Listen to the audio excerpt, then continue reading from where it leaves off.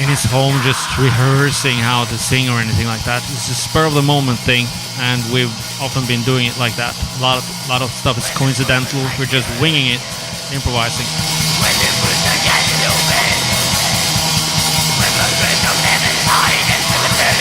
The wool starts gathering in the open.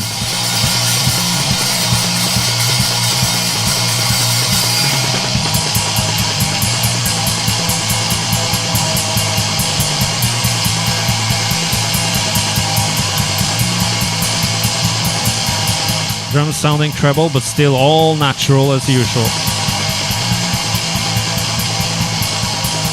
No plastic at all.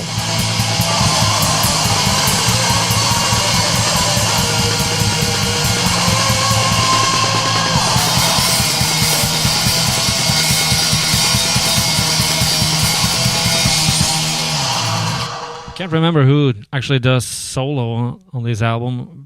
Probably was Ted, I'm not sure. Maybe it was Seth. Walk the Infernal Fields right here. I hope it's not Sally Fields we're talking about. One of my less favorite actors in the world.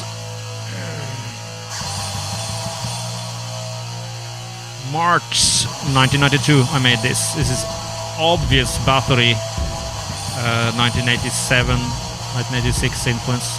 From the Undersignable Black Mark. It was also covered by Immortal on the Darkthrone tribute album, which I listened to like 1.5 times because I think cover songs are often boring, and especially listening to my own or our own material being covered, fucking snoozer. But it's still like an honor, but it's still like real boring.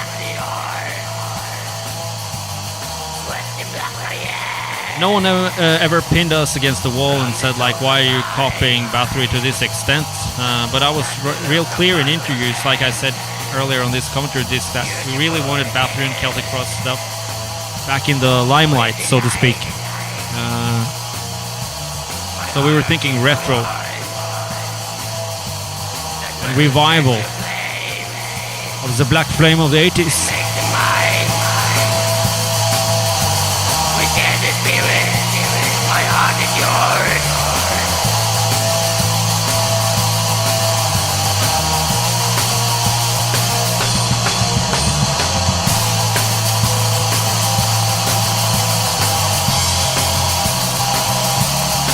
Just so much Bathory in this track.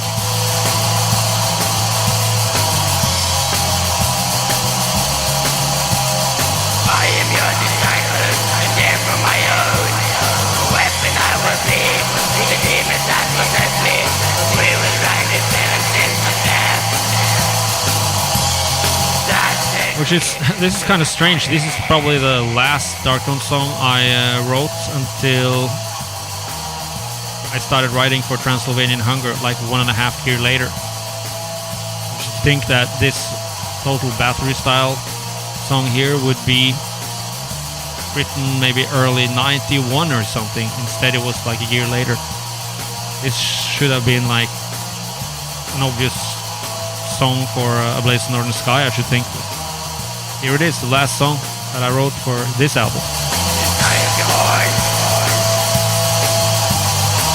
My dearest weekend, stay in pain of holy, holy and weak.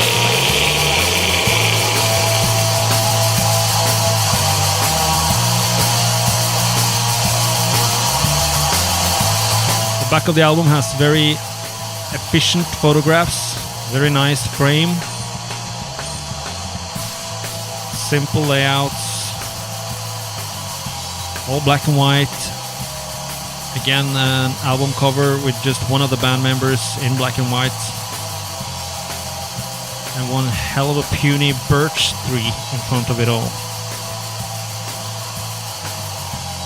Norwegian spruce forest in the background, similar to the Panzerfaust cover. It's Nocturnal Koto on the album cover. It was his turn. Fenriz was on A Blaze in Northern Sky, and then I was to be on the album after this. However, as the guys moved away after this recording in the summer of '92. Darkthrone seemed to be on hold, and it was on hold until I suddenly just became fucking possessed again in the late autumn, fall of '93, and wrote the Transylvanian Hunger album.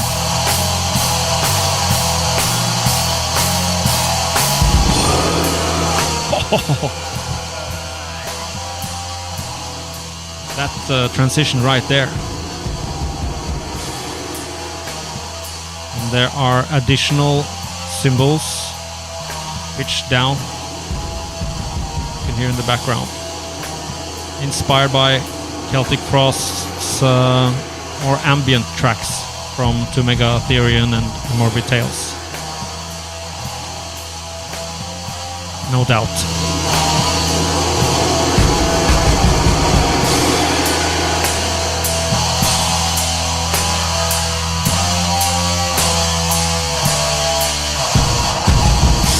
This riff, if you think about it, is actually like Metallica.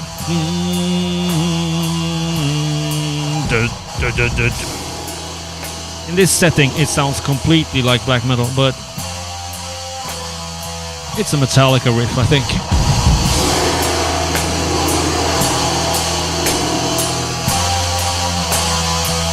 I mean, it's not one of Metallica's riffs, it could be a Metallica riff. Back to Bathory.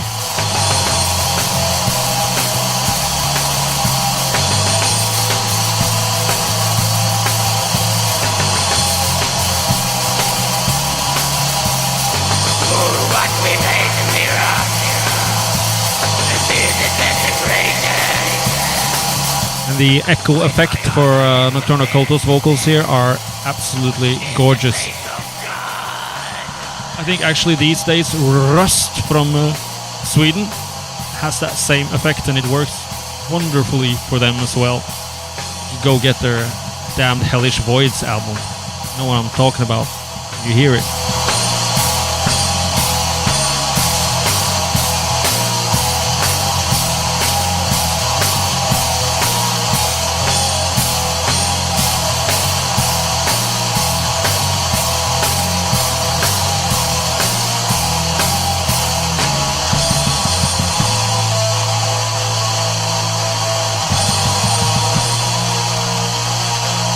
I can't remember the reception from the press or the fans on this album at all. We didn't really read any magazines, there were no internet, we didn't really do mail. I'd done a lot of mail like in 87, 88, 89, 90, and this time like around 92, oh man, I was definitely living another life, like the rock and roll, legendary life of a rock and roll, black and roll freak, to say the least.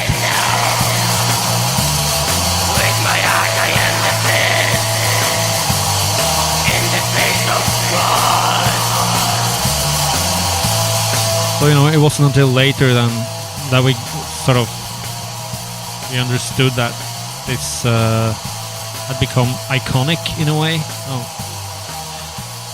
All the covers and the music style, the coldness of it. Still seems to work for a lot of people.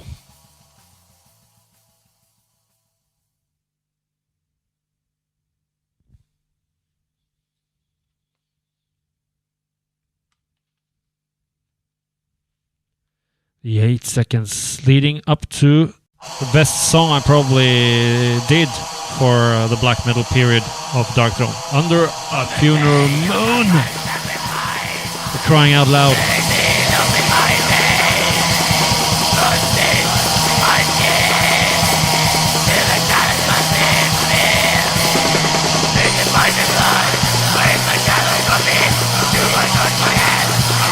It's a mix of Bathory and Hellhammer, that riff. The D-beat is obviously Bathory and the pulling of the string is Hellhammer. And this the breakthrough riff, where the tempo is in half of the other tempo, which is always a clever thing to do. The riff itself is famously inspired by our own, very own copy of the first Vader demo, Necrolust. We had a copy of that tape which was extra treble and with lots of tape hissing. And it's pure, it sounds like pure black metal, black thrash magic when we listen to it. And that main riff of the song, and the tempo goes in half. That riff is pure early Vader. That demo was probably from 88 or 87, I can't remember. Maybe even 89, can't remember now. But we got a hold of it like in 1990 or something. Started listening to it a lot in 91 and 92 and when we were hanging out. And here we go again!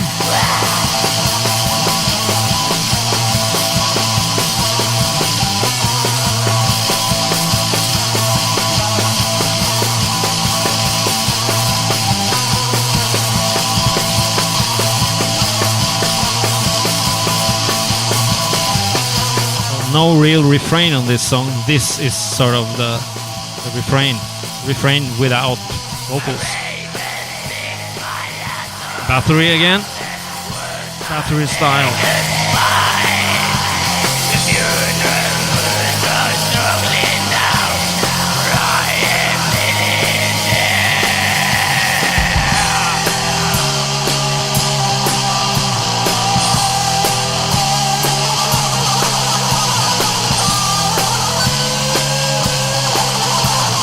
God damn it, I should have asked 𝗏𝗏𝗏𝗏 before doing this commentary track who the hell did the lead guitar on this album. Because I feel like 𝗏𝗏𝗏𝗏 is definitely playing the bass, but is he doing any rhythm guitar? Doesn't say so. Can't fucking remember, because as I told you, when I had laid down my tracks, it was the drum tracks, I just get obliterated.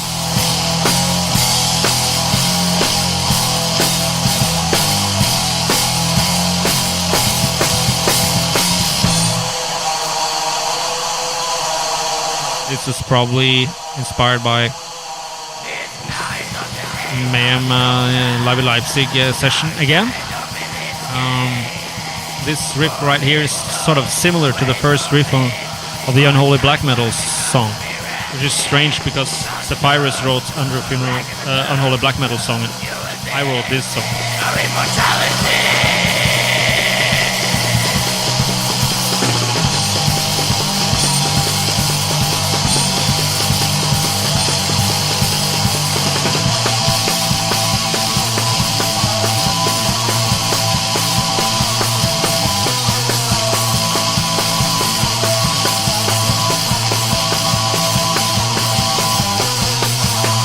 By this time, I think Peaceville had accepted our turn for the worse and more insane, and they gave us plenty of money, probably 3,000 quid. We had 2,500 for the recording of Blaze Northern Sky, and even more money here. The album was goddamn expensive, as I told you before. Organic studios, damn expensive, so people went to less organic studios like Sunlight and Morris Sound. Get a cheaper deal, get shitty drum sound and all that. But we had enough money to do this again in Creative Studios. Our last album in Creative Studios, don't even know if anyone is recording there now or has been for the last 15 or 20 years. Sad. Maybe it's one of the last albums recorded in Creative Studios. Beats me, I don't know.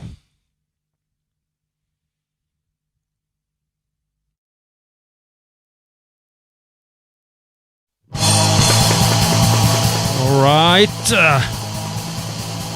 this is probably the best song we ever did in black metal. It was written by 𝗏𝗏𝗏𝗏, real damn, extremely primitive riff, but still it's almost arty in its simplicity.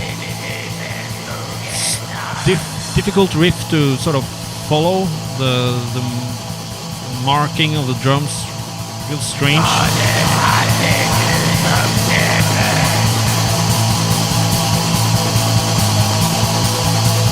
I had something to do with setting the tempos, changing a little bit tempos, but it was really all 𝗏𝗏𝗏𝗏's song.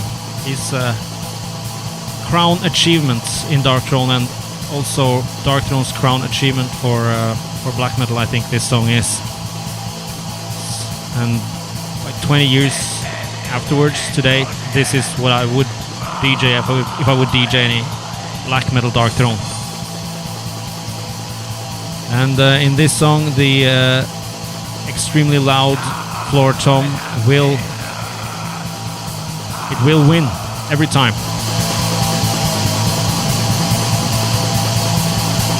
In the dype skogers, favn means into the embrace of the deep forests.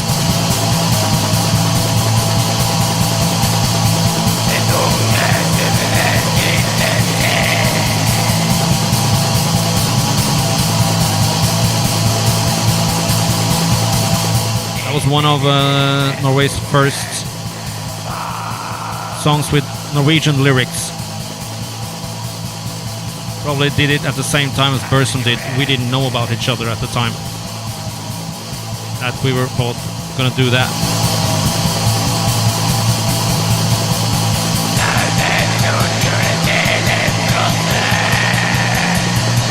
Here comes the first break.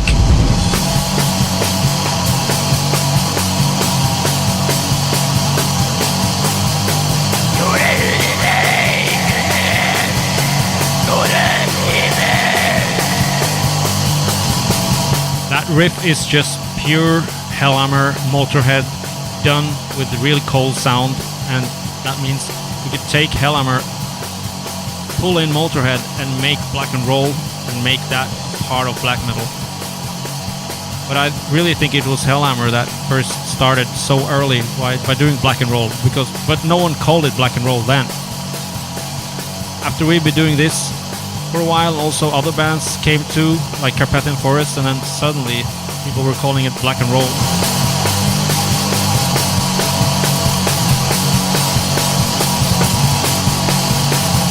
And the riffs go many times, which was really unusual in the 80s. We wanted to try a little bit of monotony, see how that worked, and it worked very well. 𝗏𝗏 did that too, and 𝗏𝗏 did that well. And 𝗏𝗏, as usual, way ahead of its time, or his time.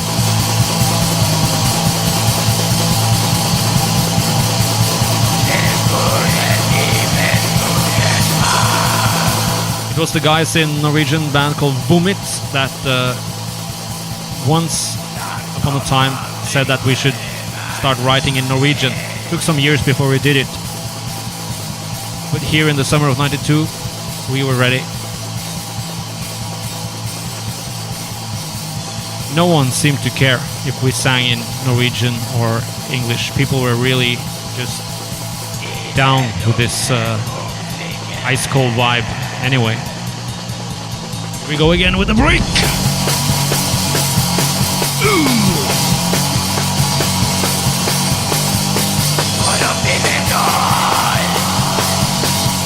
Excellent, like guitar there, small details, fantastic feeling.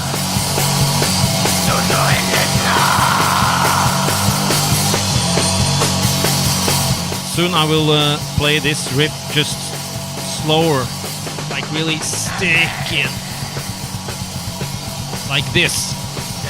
I think I probably heard that on the winter demo, Servants of the Horsemen. Don't know what the demo was called. Probably came out in '89 or something. Sounded really a lot like Celtic Frost at the time.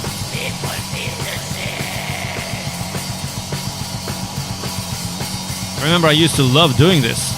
Just taking a riff that was already sort of mid-paced but still slow, if you know what I mean, and then make it even slower.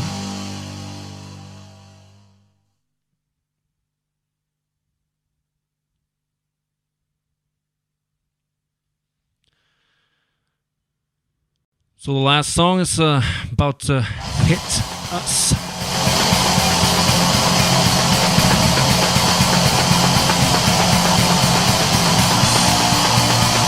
Yeah, it's fast, but it's still slow. This is the slowest fast pace I've ever heard.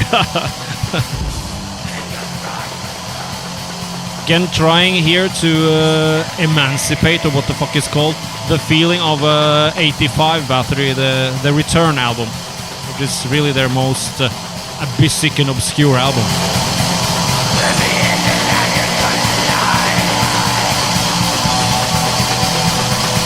Well, this part right here could have been on the Return album from Battery, no problem.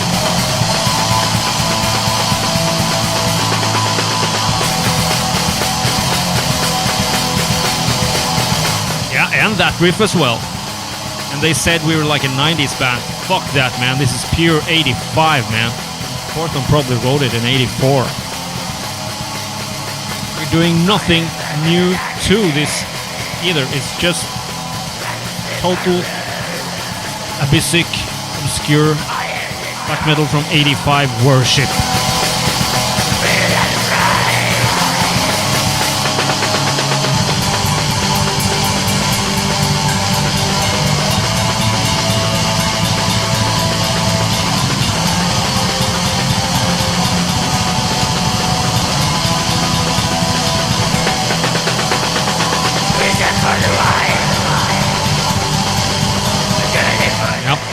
You can hear the snare break there, just straight ahead, ticka ticka ticka ticka, taken from Bloodfire Death album from Battery, that kind of style. Yeah, again there.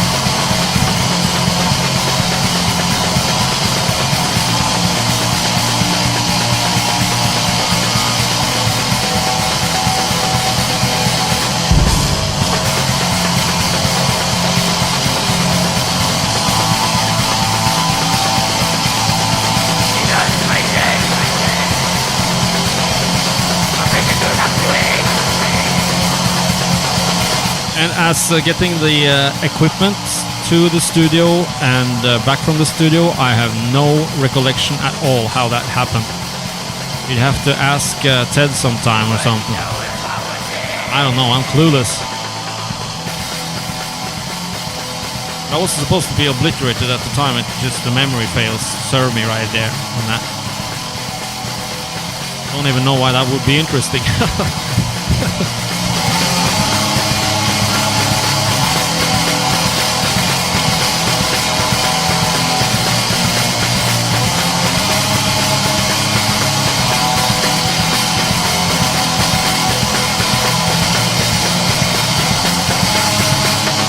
I don't know how much this album sold or has sold. I have never really followed any sort of sales numbers.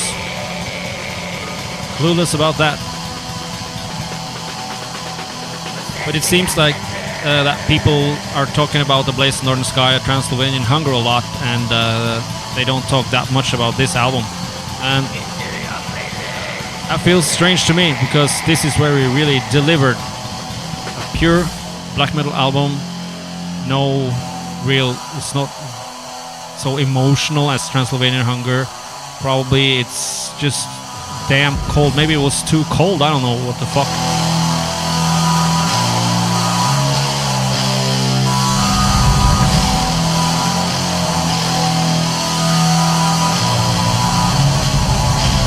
Oh, but here again, this is obviously inspired by the Live in Leipzig session from Mayhem.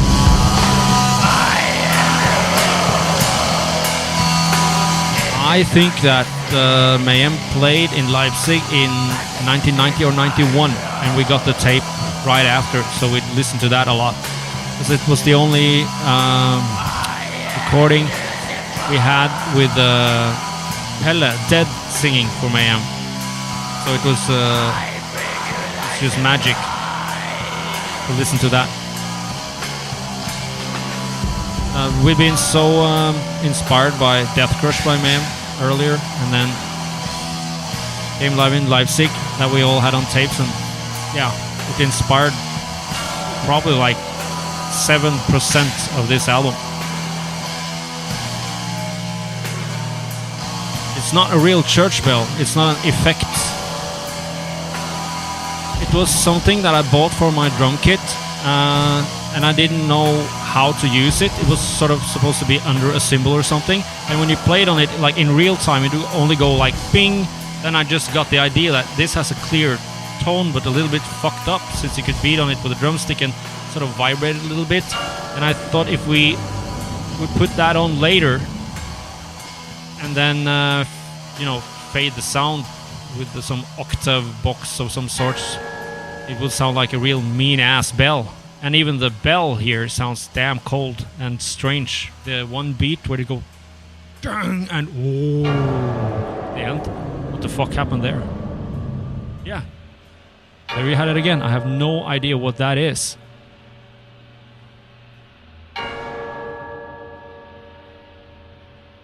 So I thank you for listening. I'm off to soccer practice. I really gotta hurry, actually. Have a nice life.